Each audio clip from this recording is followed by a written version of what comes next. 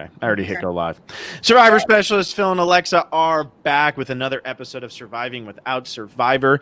And we are going to be talking about The Jungle Book. It's our third episode in this series. If you've missed the first two, go check them out. We did Snow White and the Seven Dwarves and Peter Pan. We've been having a lot of fun doing these. For all of you who are huge Survivor fans, don't worry. You won't have to wait much longer before we start doing Survivor content again. I'm telling you that right up off the bat. We finally came to a conclusion on a date when we want to start our Survivor China rewatch.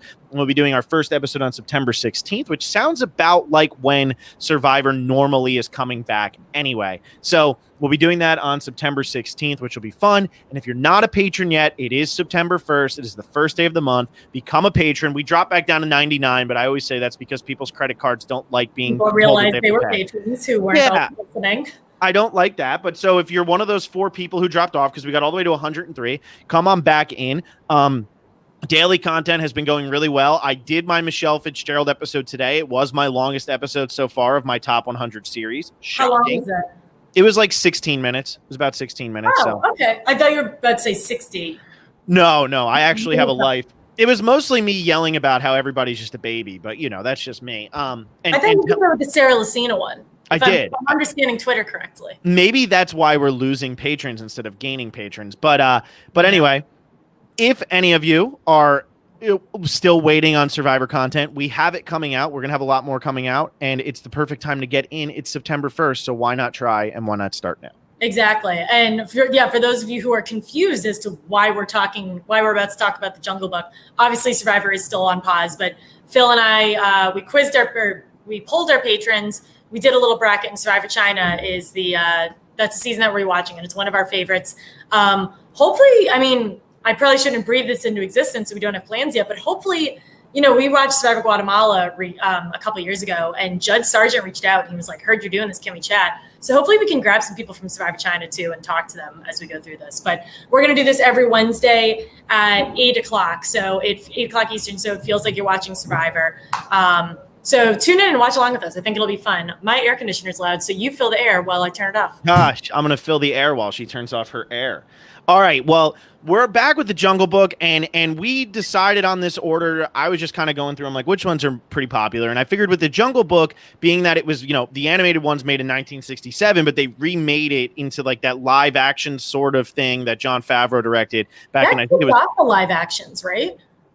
Well, technically, yes. At least the live action with animals. I think Cinderella had come before that one, the Kenneth Branagh one, but I could be wrong on that. But this was like the first like live action where you were kind of like, this doesn't really make sense. Like, how are you going to make the genie into a real person, and why is he blue? I still don't understand that. But like, then you had Dumbo and the Lion King, and again, I always go back to this, and this is why I am not the biggest fan of the live actions. What I love about the animated ones is that the facial expressions are fantastic. And I feel like when you actually have the live action, there's no facial expressions. Some of the best parts of this movie are when their eyes are rolling around in their head, or like Baloo smiling, which is kind of creepy, but also like normal. So, but we figured like, let's do this one since there was a recent movie that broke box office records and was huge. So why not talk about that before we jump into the 80s? Because we do a gigantic jump after this one and go straight into the 80s. So anybody who likes any movies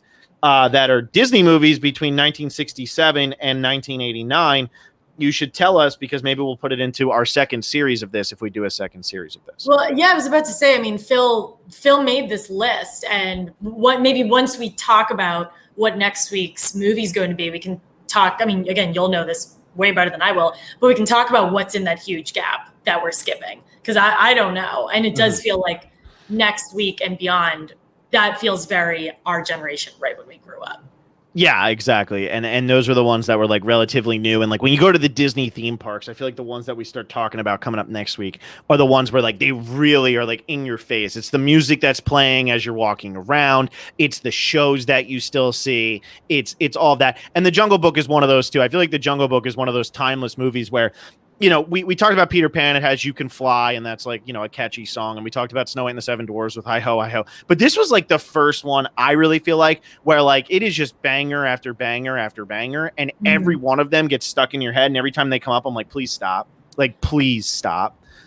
And this one in the intro credits, they lead with like bare necessities written by these people. Like they tell you up front, you're going to love this song. It's going to be stuck in your head forever. So to your point, like You Can Fly and Hi Ho are good, but these were bare necessities. And one of the song that we'll get to, those two I was like jamming out to, and I watched this at 6 a.m. yesterday. So I feel like now is when they really start to lean into the music. Yeah, and I don't know what it was about the 60s that made them start doing that, because before that, like Cinderella, it has some songs, and we didn't talk about Cinderella. Alice in Wonderland doesn't really have much at all, except for the Very Merry and Happy Birthday or whatever. Lady and the Tramp really doesn't have anything. Sleeping Beauty has like the one song. 101 Dalmatians doesn't have much. Sword in the Stone doesn't have much. And all of a sudden it was like the Jungle Book, and then the Aristocats has the very distasteful song and dance scene. And then you have Robin Hood, which doesn't really have much, and then you get into like, you know, they kind of like stop a little bit, which we'll talk about like when we actually talk about why we're skipping some of them, but they like build up to it and then they back off on it. And that's why in the 80s Disney movies didn't make very much money. The animated movies weren't doing well. It was really the live action. And then that's why 1989, which, you know, is The Little Mermaid, that's when things actually started becoming big again, and Disney movies were like, all right, let's start making box office money and not have ourselves go bankrupt right around now. But yeah, it's a great move to be like, you're gonna like this song and you're gonna like it a lot, and that's why we're gonna give special credibility to it.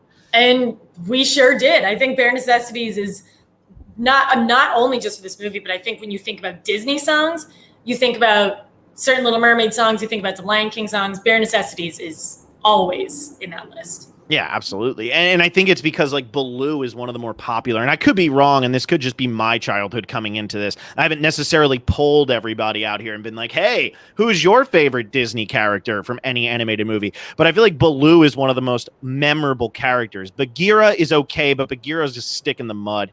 And so you know, Mowgli is kind of there, but Baloo is really like the forefront of this movie. He's really like the one that you look forward to, and he doesn't come in for like 25 minutes or something like that. So it's a while. Yeah, and Shere Khan is even longer. Like Shere Khan doesn't come in for almost an hour. And we're supposed to be very, very intimidated and terrified. And it takes him like to the climax of the movie to come in. Yeah. So, you know, maybe there's some build up there. But to your point, Bagheera I did not realize how Stick in the Mud is the perfect description. To me, he was going to be the LVP because he just keeps losing. He never gets I got him for LVP too. I think he's terrible. I got him there easy. I think he's awful.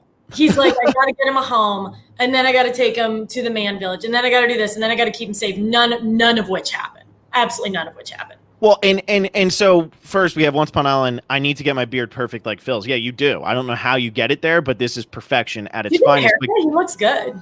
Yeah, I was in Arizona and haircuts were open, so I went and I got a haircut. Lovely thing. Although California's getting there. Gamer Girl though says Bagheera is awesome, and I will say this: Bagheera is the most responsible for sure. Bagheera is like the guy who he's the parent who everything he says is reasonable. But then the other parent is the one who's like, you can have a sip of my beer if you want it. Yeah. Like, so you go with Baloo because you feel like you're getting away with something. Baloo's the cool uncle. Bagheera is the dad who you should listen to. And then when you're 30 and you're trying to buy a house, you're like, oh, now I get it. And Baloo is like, let's go drink in a park again. Yeah. Exactly. Yeah. Exactly. So, I mean, that's why I think Baloo ends up being the most popular here, but it is Bagheera narrates it the entire beginning. And it's funny because like the ones we kind of skipped like the Dog Age and then some of the other, what I would say are popular princess movies, but like not great princess movies in terms of Cinderella, although Sleeping Beauty is great, but Alice in Wonderland, I don't know what you would consider that. It's just an acid trip. But so like when we look at the Jungle Book, it's another one of those instances of just like we have like the narrator and it's more of an adventure movie. We went from Peter Pan, which was an adventure movie, and at the beginning it's like this could have happened anywhere, and tonight it just happened to happen in London. Right. And then we keep moving, and then this one is like we are in India and we found a boy making a crying sound. And now we're going to, It's funny how like their adventure movies always feel like they have to start with some crazy narration. Well, was this the first time we had a first person narrator out of the 3 that we've watched so far? I don't know. Because who would have been the narrator in Peter Pan? Yeah, I guess the other person does narrate it as if like, oh, this is my story, but like they're not in the movie. So yeah, this is the first time I think they're actually in the movie, which I'd have to go back and look and see if in any of the other ones there was a narrator who was also in the movie. But I don't think there was. And also maybe for these adventure ones, again, this is only like 2 out of the 3 we've talked about, but Peter Pan is like, you need a tiny bit of backstory other than just like small man enters home and flies with children. And this one is like, okay, there's a human baby alone in a jungle. What do we do with that? So maybe for the adventure ones, like they always have such a story. So you need a hot narration and then you figure it out. Well, and if you notice, so being that I was a screenwriting major in college, the one thing you learn is that, the general 3-act structure is 30 pages, 60 pages, 30 pages. Act 1 is 30 pages of setup. Then you have your turning point, and 60 pages is kind of the middle. And that's why you always end up with a standard 2-hour movie generally. That's why it always falls kind of in that range. Disney movies, though, they cut out the first act. They always speed through the first act so they can get right into the meat of the story. There's no buildup. Like if you were to sit down and watch another movie that came out in 1967, which I'm not sure, The Graduate came out in 1967. When you sit down and watch The Graduate the same year as this movie, The Graduate has about 30 minutes before Dustin Hoffman actually gets seduced by Mrs. Robinson, before the plot really takes off. This movie doesn't have that. It's essentially Bagheera being like, I heard a cry, I gave him the wolves, and the wolves are like, we got to get him to the man village. And that's 5 minutes of the movie. And that's what all of these Disney ones are like. I mean, these are all an hour and like, I don't think anything's been longer than an hour and 20, but I feel like it's that, but just really, really compressed because Snow White was the same thing. It was like evil stepmother hates her because she's hot, tries to kill her, now she's gone. And same with Peter Pan, like we're in Neverland 10 minutes in. And it's the same thing with the end of the movies too, because to your point, the tiger doesn't come in until like 20 minutes left, and then he's like, we're all good 10 minutes after that. So the middle, like that, I guess 60 minutes feels like 100 minutes. Yeah, it is. And so this movie was an hour and 20 minutes long, which means it's only 80 minutes. This movie is 80 minutes long. That's it. Yeah. And it's a lot of characters in. They do, but it's one of those where it's like 5 at the beginning, 5 at the end, and then everything in the middle is just like what I would call fun and games, where it's like you have King Louie, you have Shere Khan, you have the elephants doing their thing, you have the Beatles come in as the vultures. Like it's amazing. Yeah. So, go ahead. Okay, I was just gonna say there's a lot going on, and there's a lot going on. I forgot about the vultures too.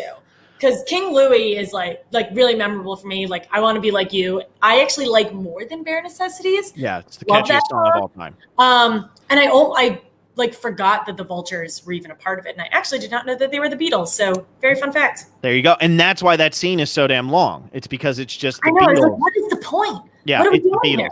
And so that's like historical context, and that's what I kind of find fun about it, is like 1967, the Beatles doing that scene. Kids probably didn't know what was going on, but their parents were like, oh, it's the Beatles. That's funny. And now people are like, what is the point of this scene? Because people don't just immediately recognize the voices of those people. Because now if Paul McCartney talks, he sounds old, or you're used to him singing. You're not used to what he sounds like in 1967 when he was 24, 25 years old, whatever his age was at that time. Mm-hmm.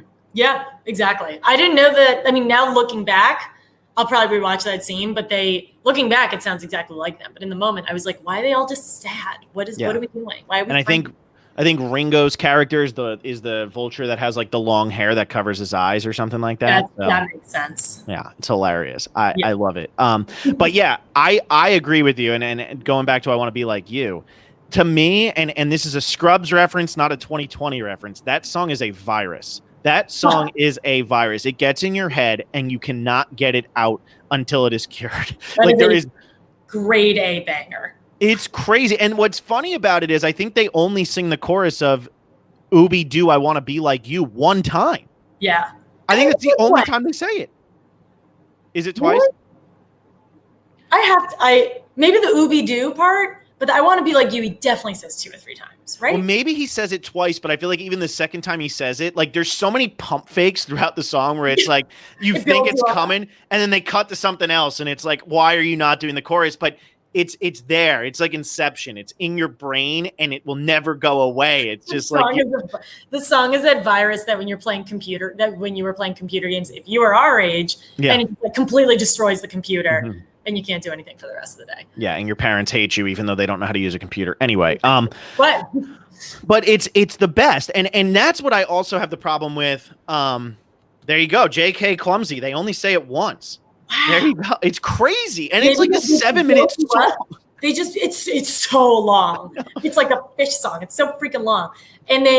But they build you up, and then maybe once it happens, you're like, okay.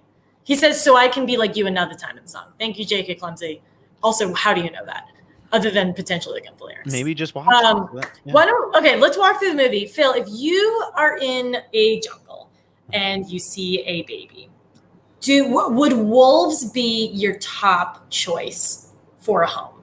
Well, so when I was at the University of Miami, and now I don't have to say that I was a screenwriting major. Alexa's wearing her U shirt. Yeah, I'm wearing a U shirt. Yep. But I don't have to say I was a screenwriting major. My education got me. Even though JK Clumsy said take a shot every time Phil mentions it, I just want him to be drunk by the end of this. But I'm not saying I was a screenwriting major. I'm just going to keep saying it. But when I was there, I took a like an ancient history thing, an ancient history class. The Raised by Wolves thing. Do you know what that comes from, Alexa? No.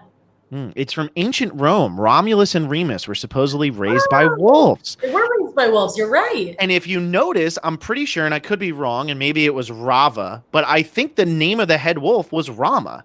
Maybe as an ode to Romulus? I don't know. I'm just throwing that out there. But you could be onto something there. Also, for those Harry Potter people, Remus Lupin turns into a wolf. So yes. we really come a lot of circles. We are just going boom. Yeah.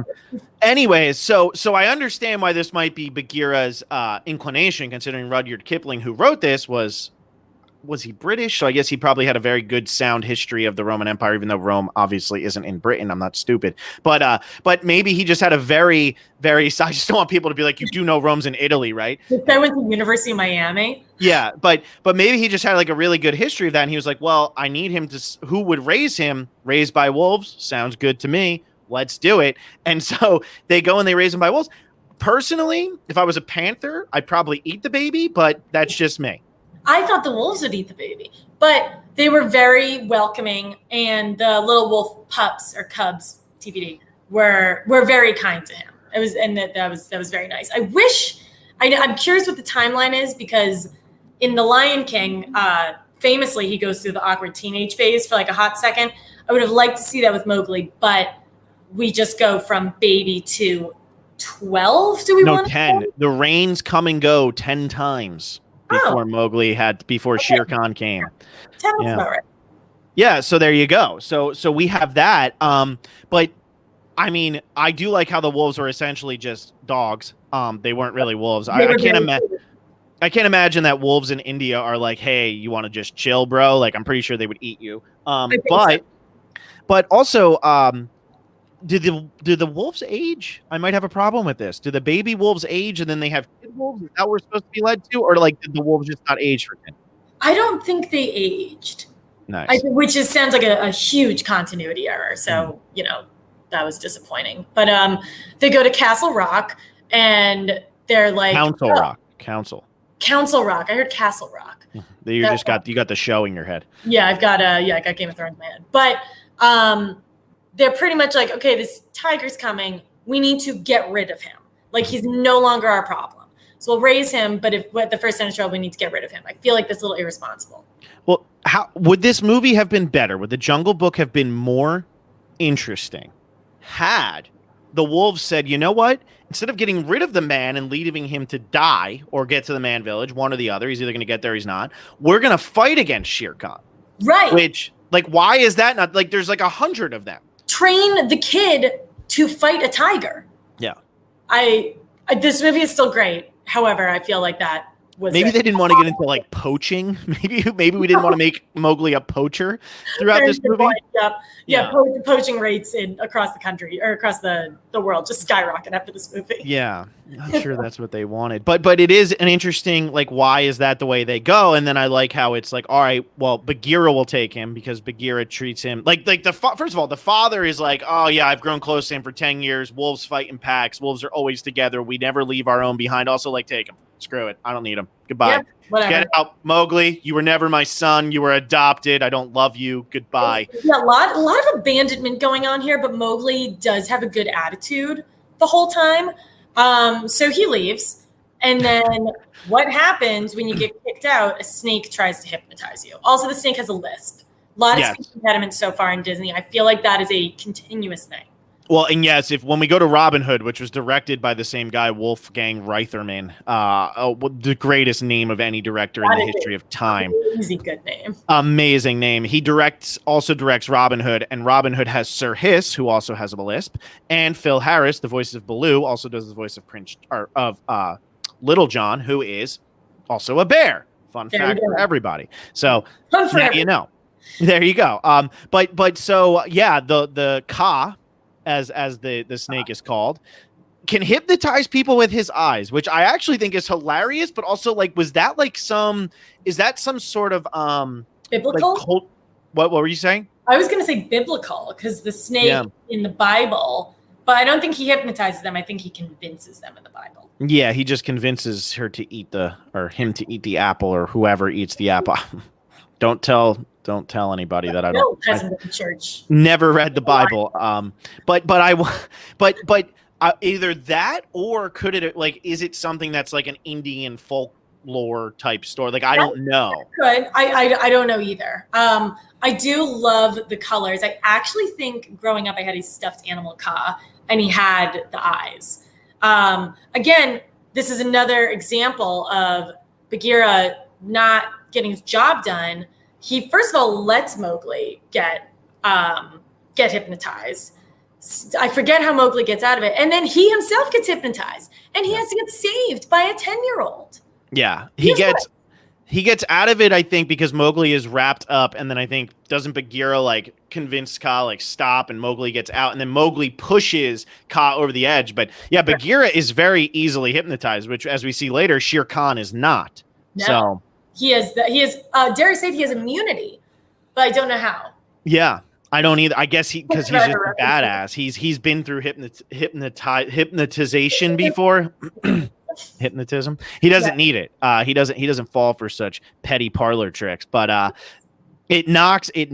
Ka gets knocked off, and then Bagheera and Mowgli move through, and now we get to another part where I'm like, is this totally necessary? But also, song is a banger. The elephants. Banger. The elephants are great. I, again, kind of forgot about the elephants, because when I think about the Jungle Book, I only think about Baloo, who, again, we're probably 30 minutes in. Still haven't gotten to Baloo. Yeah. Haven't gotten him yet. I think the elephants are great. I think the calf, it's an elephant calf, a baby elephant. Yes. Yeah, it's a baby elephant. elephant. He is adorable. I think when they line up and he messes up and Mowgli tries to stand at attention with him, I think that is adorable. Is it necessary? Probably not. But Ka probably isn't necessary at the beginning, and he comes back later. The elephants do come back. Yeah, they do. They do come back, and they are the ones who are whispering very loudly. The Colonel is whispering very loudly to, I believe, Bagheera about how Shere Khan's not for miles from here, and Shere Khan's got his little ear up in the air like, yeah, you want to bet, man? So not sure about that one, but so we have it, but it's fun. I don't understand why they're military, and I don't know if that's like a British imperialism thing. I don't know if like that's what they were going for with this, but I'm not really sure why they're military. It's a great song though, and I love the whole marching and the bump. It'll be stuck in your head forever. Oh, it's so good. Maybe, and I'm gonna sound dumb 10 seconds later because I don't really know what I'm saying, but I think elephants are very smart, and I think elephants are known to not only travel in packs, but I think they have specific leaders. I think they're like almost as smart as humans in that they like make plans and can make groups. This is not coming off well, but I think maybe that's an ode to elephants knowing what to do. And I'll just do the joke for everybody. Maybe elephants are as smart as you, Alexa, after that statement, but no. I don't know. I mean, like the whole thing of elephants never forget, like that actually is like something like elephants like are known for having memory or something. I don't know what it is, but they can remember like where they need to go and stuff. Don't they honor their dead too? I think they do.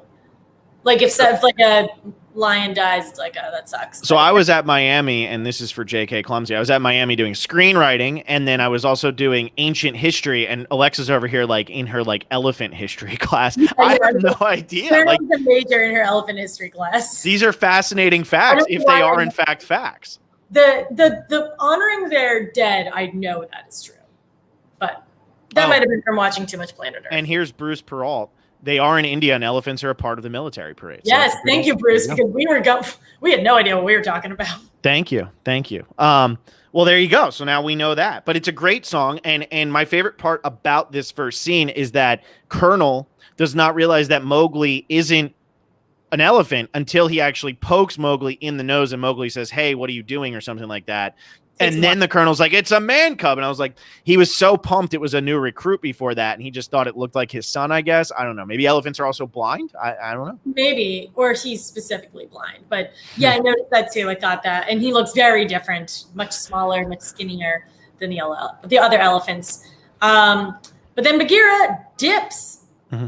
He just leaves. Which is irresponsible. It's like the third time he's messed up. I know. And it goes from like we started this episode off talking about how responsible he is. And now it's like maybe Bagheera sucks at this type of stuff.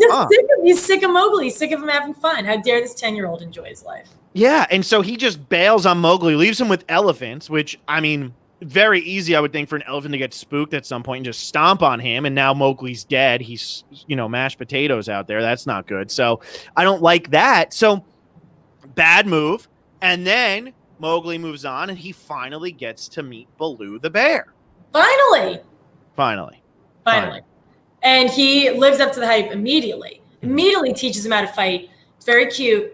And then we dive on into this song. Baloo is there for one reason, and it is to sing the bear necessities. Yeah, it's funny how like after this movie feels much more like what ends up happening in like The Little Mermaid and The Lion King and things like that, where there is story, but the story is specifically leading to a scene that is going to have a song attached to it.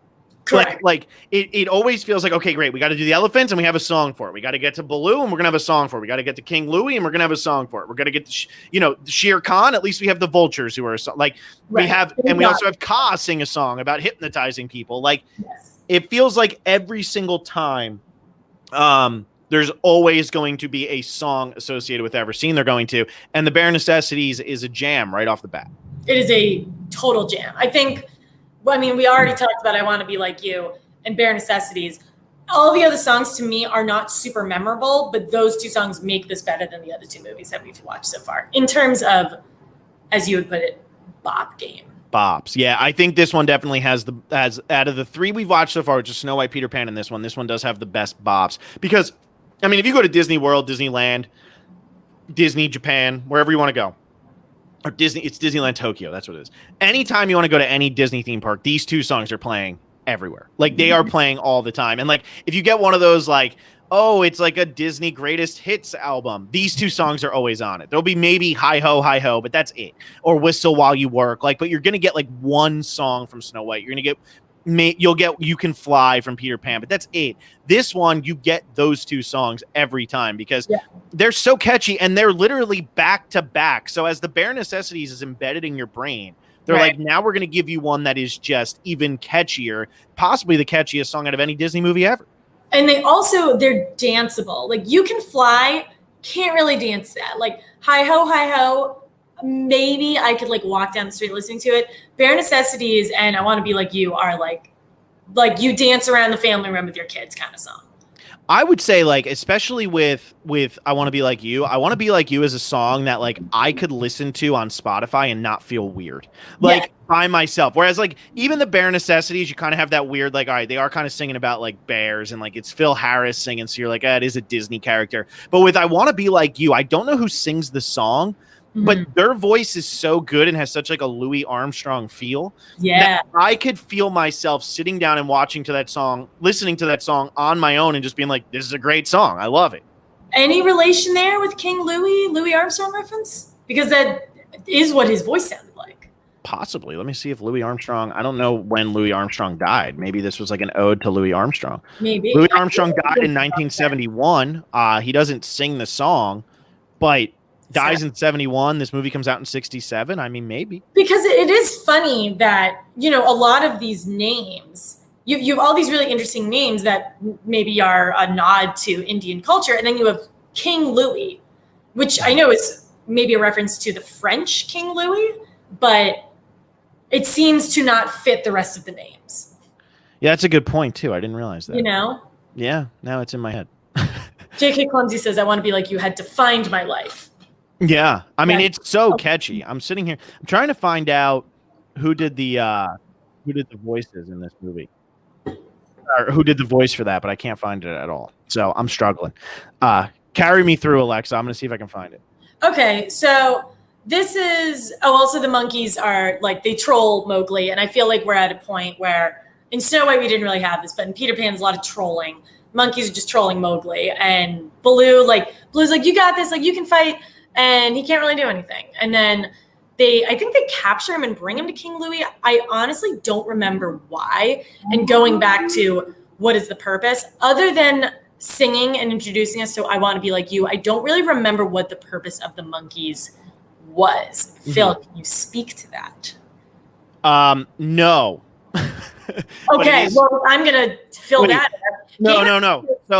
So I just think it was more of like, so like, you know, they always say like the monkey is like the one, if you're in evolution, it's the one step away, and like they could be like the most human and they think the most like people. So I think that it was just more of like, you know, they wanted to steal the man cub for their own reasons. So it was kind of, I know that this was based on the Mowgli stories, and so because of that, I think this was pulled maybe from like a different separate story where Mowgli runs into an orangutan who wants to be human and wants to have fire and wants to be able to do and walk and all that. And I think that that's what they were getting at. So I think that while this one is kind of out of place, it's absolutely epic. And I just found out, and Gamer Girl, you are right. King Louis is based on Louis Armstrong. They wanted Louis Armstrong, but they couldn't get him. And also they don't get the Beatles. They get Beatle impersonators because they couldn't get the Beatles. So there's your fun fact too. Walk out big time on this movie. So they wanted the Beatles, but didn't get the Beatles. So I was incorrect at the beginning of this podcast. I had said that they were the Beatles. They wanted the Beatles, couldn't get them, and got Beatles impersonators. I mean, their impersonator game is pretty good because King Louis obviously does not directly sound like Louis Armstrong, but it's such a distinct voice. And I think this guy takes a pretty good crack at it. Yeah, I completely agree. I think it's a fantastic crack at it. This poor movie. I know. Disney doesn't really, in these movies, it'll be different once we get to the 2000s Disney movies, but you don't really see that where it's like, oh my God, like this guy made a cameo. Like in the Disney Star Wars movies, what is it? Like Daniel Craig plays a stormtrooper, but how would you actually know that? Because he never takes his helmet off, neither here nor there. But I feel like that's so not a thing. Maybe that's just not a thing in like movie culture at this point. Yeah, and I feel like it was probably one of those things where like, yeah, I understand that Disney movies were big at the time, and they were, you know, it would still be cool to do this, but like the Beatles probably looked at it as like, we're rock stars. Why would we do that? Like, there's no reason. And this wasn't like Scooby-Doo where like you would have like, oh, who's your special guest star in this week's episode? And also like the Beatles were so big, they didn't need it. Like that wasn't the type of thing that they needed for this movie. And again, Jon Favreau tried to get Paul McCartney and Ringo Starr to do voices in the live action one, and they again disagreed. So wow, can you imagine being the Beatles and you've been asked twice to be a part of the Jungle Book and turn them down twice? Turns them down twice. I want to before we move on, I want to call out two great comments we just got. Monsieur Tyrell, which is a fantastic name, said, "OMG, what in the world? Are you doing a book club? If Survivor still gets pushed, we might have to move to a book club." But Phil and I don't know if you read. I try to read, but not a lot. And J.K. Clumsy said King Louis couldn't be Ben Driebergen at Fire. The disrespect for King Louis is high. Great line. I love that. Great crossover there. Thank you, J.K. Clumsy. Thank you for making the what do you call it? Bridging the gap we couldn't bridge. There you go. And McKenna Feeney has a Jungle Book tattoo. Guys, this is fantastic. Yes. I also have a Jungle Book tattoo. I do not. But also, yeah, so go ahead.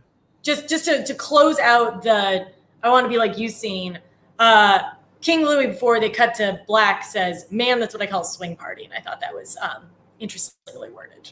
Hilarious. Well, he also says he's the king of the swingers, which is hilarious because, like, in 1967 jazz, that might be like a cool thing to say, but like nowadays we're like, he's the king of the swingers, huh? Well, I had to do a quick. I was like, we're swinging now, but then I realized that swing had a very different connotation. Yeah, so it was a huge dance and music. Speaking Louis Armstrong, correct. Of the era. Yeah. So, but yes, now it's like, I don't know. That's a little crazy. But then Baloo comes in. What I like about this scene is that as the song is going, Baloo, being the lovable bear that he is, he cannot get over how great this song is. And he just starts dancing to it rather than trying to actually save Mowgli. And until he is revealed to no longer be one of the monkeys, he is dancing along and scatting and doing everything and like, wow, this is just great, and then realizes the gravity of the situation and must try to actually get Mowgli. Yeah, and so I think we now have we're kind of 0 for 2 on responsible guardians for Mowgli. Yeah. However, I feel like the monkeys end up really liking him and it turns out fine. But then Baloo and Bagheera get in a little tiff about what to do with Mowgli. Yeah, and ultimately that's not shocking. I mean, Baloo and Bagheera could not be any further from each other on their spectrum of responsibility. One of them is very much like, must do this, and the other one's like, no, he's gonna be my son. I treat him as if he's my own cub. That's what. We're gonna dance around, and I'm gonna let monkeys capture him. Yeah, exactly. So not surprising, but then this is when he has the run in. So then Mowgli just kind of like wanders through the jungle pretty much for the rest of the movie until he comes across Shere Khan, or he gets captured again by Kaa, who sings him the song about like hypnotizing him, which is a very bizarre song. Not really sure how I feel about that one. Yeah, the second half of Jungle Book, like, it feels disjointed. I had a tough time kind of following the purpose of it. Yeah, because like Bagheera and Baloo are all just like, we need to get Mowgli, and then like Kaa has Mowgli, and then Shere Khan is just kind of there, and Shere Khan overhears everything, and Shere Khan does whatever Shere Khan does, and Shere Khan finds Mowgli because Mowgli is in the tree with Kaa and falls out and all of that fun stuff. So it's like, I agree. It's like very much like we're moving along, and then it's like, all right, we gotta wrap this up. We got like 20 minutes. Let's go. Let's get it done. We need the Beatles.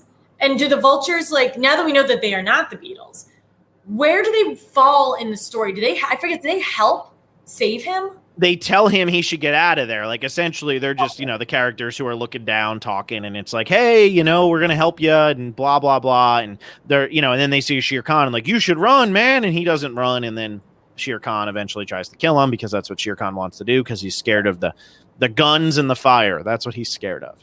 Yes. But the thing is, fire is actually maybe not so much. I was going to say, he could stumble upon fire without the man, but. Well, I mean, he stumbles upon fire at the end of the movie. Exactly. Fire comes right away. And what's sad about this ending, though, is that King Louis isn't there to actually learn the secrets. I wish King Louis would have been able to get over there from his ruins just to show up so that he could have at least had his moment of being like, it's fire. How did he do that? I do like his ruins, though. He's got a great house. He's got a great place to hang out. I think he has the best locale out of anybody. Totally agree. Agree. And there you go. Gamer Girl says they do tell Mowgli the fire is Shere Khan's weakness. So not hypnotism, it is fire. Yeah. Yeah. Okay. And also that kind of feels like one of those like, hey, we didn't introduce that Shere Khan doesn't like fire for the first 45 minutes of this movie. We should tell the audience now. Neither did we introduce him at all. Yeah. Which is interesting. So fun fact about Shere Khan, he's voiced by George Sanders, who's an Oscar winner and won the Oscar in 1950. So he was very much a big deal by this point. It wasn't like George Sanders was an unknown. Comes in and he's got a great voice. He's got one of the best voices in Hollywood history. Yeah, and so he comes in and he does this, but like George Sanders is a big deal, and then he's in this movie and it's just like, yeah, he's like, Shere Khan is a great villain who's only in it for like 6 minutes. It would have been really nice to have him. I feel like so far Captain Hook is the best developed villain we have. The wicked evil stepmother kind of sucks. Mm-hmm. Shere Khan, the buildup is high, the execution is weak. Yeah, I agree. And I will say that I think Cruella de Vil was 6 years before this, so obviously Cruella de Vil was great. Yeah, she's great. And Maleficent was also before this. So we had two really good ones, but out of the ones we've watched, Captain Hook is by far the best out of the three. Shere Khan has the most potential, but again, he's barely in the movie, which I think is ultimately why, like, the live action movie is good, but the live action movie also falls short in some areas because it's like 2 hours long, and you have to create a lot of story, because with animated movies you can get away with some stuff just not being as coherent because you'll just follow it along. You're like, oh great, it's working. Right. And you can know, just this the black really easily. Yeah, and for like how long this movie kind of meanders for like the last 20 minutes up until the actual fight scene, we're still okay with it. We're okay with the fact that like the elephants are still marching through, and Bagheera is looking, and Baloo, how can Baloo find it? And then all of that, and Shere Khan is on the prowl, and he's going to find Mowgli. Like, we know what's going to happen, so we're kind of okay with it. But if it's live action, you sit there and you're like, this is stupid. Why aren't we getting more detail on this? Yeah, I think so too. Yeah, the ending really didn't do it for me. The ending, which I don't know if we will get to just yet, but when he and Baloo's like, I'm never gonna leave you. They're like, we're so happy together. You are mine. He sees a hot girl and he leaves. And he goes to the man village because there's a cute girl. What are your thoughts on that? Yeah, of course. Well, I mean, I would do the same. I mean, this had to happen though, right? I mean, you think about it, the entire movie, the whole thing is we got to get Mowgli to go back. Mowgli doesn't want to go back. He thinks the jungle's going to be for him. Baloo is his life, all of that. And at the end of the day, once he actually sees one of his own, he realizes that, yes, this is actually the life for me. And I love how flirtatious unnamed girl is, looking back constantly. And even Baloo's like, she did it on purpose. Yeah, Baloo knew. He knew she was flirting. Because Baloo's probably been to a couple parties that had humans, had everything. And he's just like, all right, like, I've seen this. They're all swingers here. So. Yeah, I mean, clear. Yeah, so I mean, I'm not surprised. My Own Home is the song here at the end. Also, another one that's like meh. It's like an okay, weird song. I mean, I will go and fetch the water till the day that I go home, or something like that, or something like. And I'm like, interesting. Work this time. They put her to work. Yeah, I mean, yeah. This also fetched water. I was gonna say this. She might actually have just as much of a purpose in the movie as both Snow White and Wendy when you really break it down. And she's in it for like a hot 3 minutes. Yeah, if that. I mean, it's a great ending though, and then you get Baloo and Bagheera walking away, like doing the little dance, which is always fun. So it's very cute. But yeah, the ending, I don't know. The ending really just kind of like screeched to a halt for me. I wasn't crazy about it. Yeah, it's kind of what happens in a lot of these movies is they get to like the action climax. It happens. We have the fake out of Baloo's dead, and Bagheera has the thing where he's talking about no one has ever loved more than that, and Baloo looks straight at the camera. He's like, yo, he's cracking me up. It's hilarious. Like, I love that moment, but it feels like they're always building to that action moment, and then it's like, oh, we just got to end this thing because like we've had our fun and games. We've done everything that's going to be enjoyable throughout this. So, and we do kind of have. In Snow White, I would guess it's probably Doc or Dopey. And in Peter Pan, it's either the crocodile or Smee. In this one, it's Baloo. It's like the lovable secondary character. Mm-hmm. And Baloo is like buying away that character. Yeah, absolutely.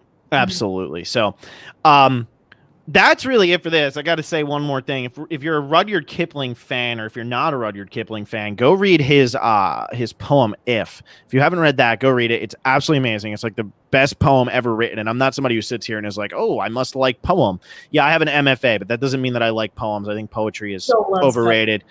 Sometimes it works. Hey, music is poetry, right? But Rudyard Kipling's If, at the end, it goes into this whole like, you'll be a man, my son, or something. He literally wrote it for his son. So like, it's okay. He's not being sexist. It's just literally he wrote this poem for his son.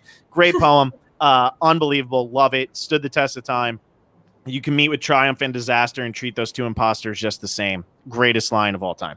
So, yeah, read that. Enjoyable. I've never actually read the Mowgli stories or the Jungle Book or whatever it's actually called. So, can't really speak too much on that, but I had to throw in my Rudyard Kipling love because If is absolutely fantastic. That was a roller coaster, especially with your love of poetry. Yes, exactly. Yeah, I don't know. I think Rudyard Kipling probably has other things that, like, if I were to say, like, in my MFA class, like, hey, I love the poem If, they'd be like, oh, that's pish posh. We don't need that. We don't need that nonsense. No, we must write things nobody reads. So they would probably do all of that. But hey, I like to read stuff that's good. I'm doing a Disney podcast right now, so go read If. I'm happy with what I'm doing. Yeah, right. Sorry, guys. Sorry, like. Yeah, anyway. And then go ahead. I was going to say, should I say what we're going to do next week? Yeah. Before we do that, though, wait, yeah, no, I don't have anything else. Go. I was looking at my notes and I thought I had something else, but you're good. Next week. So next week, Phil, again, already alluded to this. We're taking a 20-year jump through time. 22 years. 22 years. We are going to watch The Little Mermaid. Mm-hmm. And we're in for a really popular, really good, like 4 to 5 movie sequence here. This one, The Little Mermaid's going to be great. This is where the bops really kick in. So make sure to tune in for that. I feel like that's going to be a fun one. I feel like it'll be similar to Peter Pan, where a lot of it is kind of ridiculous. So stay tuned for that. This one's great. Well, I recently rewatched Little Mermaid. I don't remember when. It was probably like sometime during quarantine. It was just like Disney Plus, throw it on, happiness, joy, and rewatch Little Mermaid. It's so good. Sebastian is great, and it's so good. But we're skipping a big grouping here. So we're skipping the Aristocats. We're skipping Robin Hood, which is one of my favorites. We're skipping The Many Adventures of Winnie the Pooh, The Rescuers, Fox and the Hound, Black Cauldron, The Great Mouse Detective, which is arguably the best Disney movie ever made, even though nobody will agree with that except for me, which I'm the only one who matters. And we're skipping Oliver and Company, which I personally can't stand, which is why I skipped it. So, Alexa, how do you feel about skipping those? Are you familiar with the ones that we're skipping? I mean, Winnie the Pooh would be nice, but I feel like Winnie the Pooh is also a whole other like universe. Yeah. So I'm okay. Aristocats is a really good movie, so I'm a little sad about missing that. But otherwise, I've never seen The Great Mouse Detective, so maybe we can do a separate podcast about that because you are so passionate about it. It's amazing. It's one of the most unbelievable, and it's got the greatest song ever sung by Vincent Price, Radigan. It's unbelievable. It's so good, and it's just a bunch of people it's a bunch of mice getting hammered singing a song about a giant rat. It's amazing. What more could anybody want? It's unbelievable. But it's like a New York song, right? It's so great. So we go all the way from there, and we're going all the way to Little Mermaid, and then we start slowing down a little bit because we've only done 3. We have 7 left, and we're already jumping to 1989. But we wanted to get to some of the more recent ones to see if maybe that would pique interest a little bit more, and then we can go into our deep dives. And The Great Mouse Detective, it made money at the time, but it's not like people are sitting around like, man, can't wait to sit down and watch The Great Mouse Detective tonight with my 3-year-old kid. I mean, right now we have 6. Ooh, I was about to say, we went from 16 to 13 live viewers. So Great Mouse Detective is just killing us. If we did a podcast about that, would we get 5 viewers? Well, I also think it's not helping that we're doing this on a Tuesday at like 3:15, 6:15 Eastern. We're doing it at a weird time, yeah. You know, so people are actually going back to work now. People are getting back to jobs. School is starting back up. So I think we'll still end up getting some viewers on this afterwards. And that's something too, like for anybody who's enjoying this, share this wherever Disney fans might be, because we don't really know that world. Post it in the Disney Reddit, because I got rejected hard trying to post it in Survivor Reddit. So we don't need them. Yes, yeah, So if you guys like have any ideas, anything that you like know, if there's any new listeners here who aren't necessarily Survivor people, because we had that a lot for our first episode, but if you know anything like that, post it wherever and let's see if we can get some viewership, because I feel like this is something like it's just meant to be fun. We're not like breaking anything down in a crazy way. I mean, but it's just meant to be like an enjoyable thing, and maybe that would get some people's attention, and we could keep building up and maybe make this like a popular side thing for us. On top of also doing just the regular Survivor stuff, which will be starting, as we said, on September 16th. And if you are a huge Survivor fan, make sure that on September 13th, you're around. Don't make any plans for opening day of football, because we have a big show planned with Adam, Jumba, and Russell and all of that. It's going to be absolutely amazing. And we're going to be talking to him in like 10 minutes. So to date this a little bit, we're going to be talking to him in like 10 minutes. So check that out. So yeah, that's really what we have going on too. Also, like, heard about the devastating Chadwick Boseman news, and I know a lot of our fans are huge Marvel fans and stuff like that. I've been pretty vocal that I don't really like Marvel movies. I wasn't a big fan of Black Panther, but Chadwick Boseman, his movies, the movies he was in, he's so incredible. He was such an incredible actor. If you haven't watched 42 or Marshall, check them both out. He's unbelievable in both of them. And what's crazy to me is that this guy is fighting cancer since 2016, since when Black Panther was happening. He's fighting colon cancer. Like, that's unbelievable.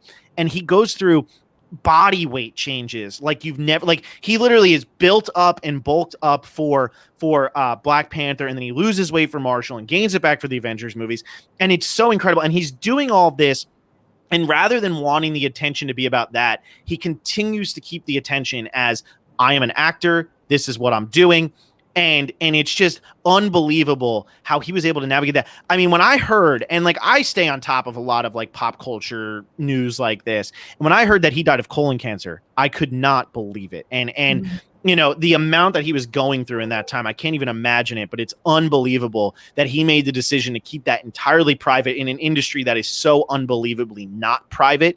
And for him to do that and continue to make movies and continue to put all of that first, it's unreal and it's incredible. And all the respect in the world to him. And, you know, if you haven't checked out, if you've only seen his Avengers movies, if that's all you've seen, go check out some of his other movies because he was an incredible, incredible actor. Right. And there was a death in the Survivor community too. Last week, Cliff Robinson from Survivor Cagayan passed away too at a really young age, like 53, I think. And I think, you know, I know Sarah and their cast is really close. So I think for them that especially hits really close to home. So it's been a really tough week for that kind of stuff. So yeah, it's been very depressing, and we'll probably end up mentioning the Cliff Robinson one again when we do our players 30 to 21. So if you're about to tune into that, unfortunately, you're going to be hearing more sad news again. But it was crazy. I mean, for that to happen almost back to back. I mean, it was surreal to watch the NBA playoffs and see like Chadwick Boseman and Cliff Robinson, you know, in the like a moment of silence for the two of them, and then Lute Olson, who also like. He was older, but like, you know, a huge name in college basketball coaching. And I was in Arizona when, you know, he passed away, but it's just unreal to see that like Cliff Robinson and Chadwick Boseman, they look young. And I know that Chadwick was 43 and Cliff Robinson was 53. So they were older than they looked, but at the same time, they weren't old. And it's really sad that both of them passed away this last week. So absolutely ending this Surviving Without Survivor on a somber note, but also go check out the work of Chadwick Boseman if you have time, because he's so much more than just Black Panther. And as Phil said, we're going to be going live with Russell Hansen's producer, Adam Jumba, right after this, going through our 30 to 21 rankings in the top 100 survivors list. That'll be on this channel, so you guys can just tune back in. We'll be live with that in probably about 15 minutes. So everyone, tune in next week to The Little Mermaid, and we'll talk to you soon.